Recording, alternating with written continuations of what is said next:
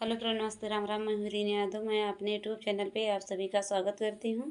मैं आप सभी के लिए बहुत प्यारा सुंदर शिव भोले जी के भजन गीत लेके आई हूँ। मेरा गीत कैसा लगा कमेंट बॉक्स में जरूर बताना। अच्छा लगे तो लाइक सब्सक्राइब शेयर जरूर करना। अपना आशीर्वाद दुलार जरूर देना दोस्तों। आप सभी को बहुत बहुत धन्यवाद, बहुत बहुत धन्यवाद दोस्तों।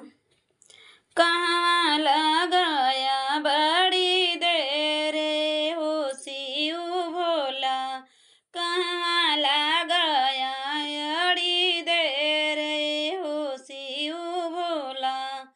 पहाड़वासी उतरत रहे, डमरू बजावत रहे। पहाड़वासी उतरत रहे, डमरू बजावत रहे। ओही ता मिल गए एक साधु ई गौरा रानी। ओही ता मिल गई एक साधु ई गौरा रानी।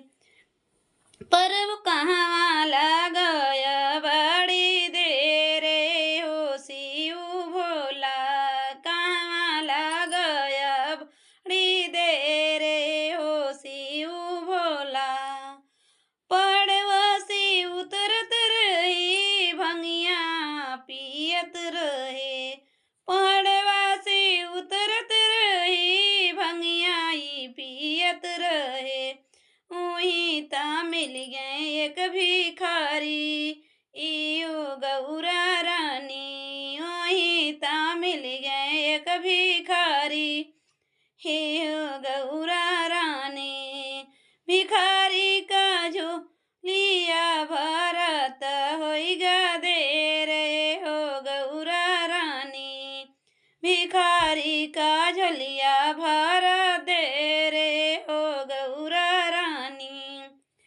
कहाँ लगाया बड़ी देर हो शिव भोला, कहाँ लगाया बड़ी देर हो शिव भोला। पहाड़वासी उतरत रही, रहिया में पहुँचत रहे। ओही ता मिल गई एक बाजिन यो गौरा रानी। वहीं ता मिल गई एक बाजिन हे गौरा रानी। बालक देत होइगा देर हो गौरा रानी। बालक देत होइगा